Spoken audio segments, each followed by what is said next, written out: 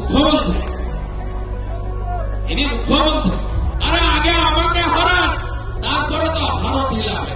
মোদীজি অনেক বড় ব্যাপার, হিমালয় পর্বত। আগে আমাকে হারান না। আপনার যদি দম থাকে, আমি তো বলে বলে নন্দীগ্রামে হারিয়েছি, আমার বলে বলে ভবানীপুরে আপনাকে হারাবো।